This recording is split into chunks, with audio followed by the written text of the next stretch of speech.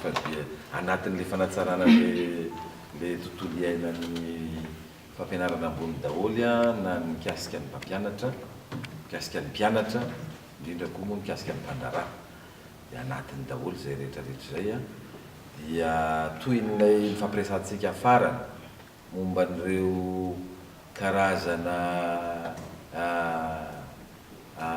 karama na tampikarama izay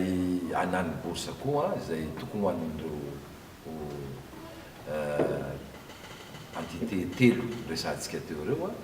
dia efa vita tanteraka zany zao ny taratasy kirakira rehetra nataon'ny ministera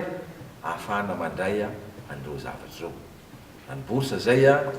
na ny indemnité de recherche zay na ny heure complémentaire zay na ny salaire ny PAT zay tapitra tanteraka izy zay efa mipetraka ao amin'ny trésor ireo zavatra rehetrarehetra ireo ary amin'izao fotoana zao miandrytsika ny fandoavana an'ireo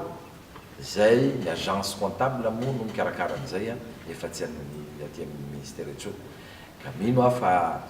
ao anatin'ny fotoana fohy de fohy dia efa isitraka an'izay tokony hositrahana ireo olona tsirairay avy arakaraka ilay kategoria ireo. Iny le resantsika teo hoe manomboka daholo fomba fana tsy ny eto Antananarivo rery ihany fa ho an'ny ireo faritany koa ny borsa dia efa lasany ny salaire ny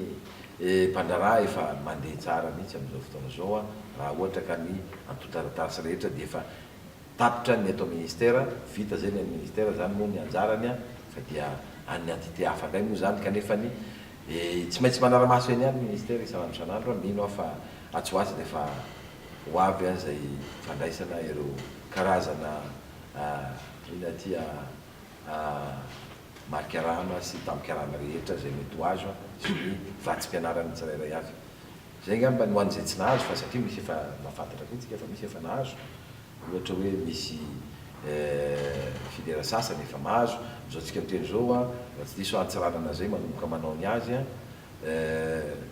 misy université sasasasany koa zay efa tokony lasa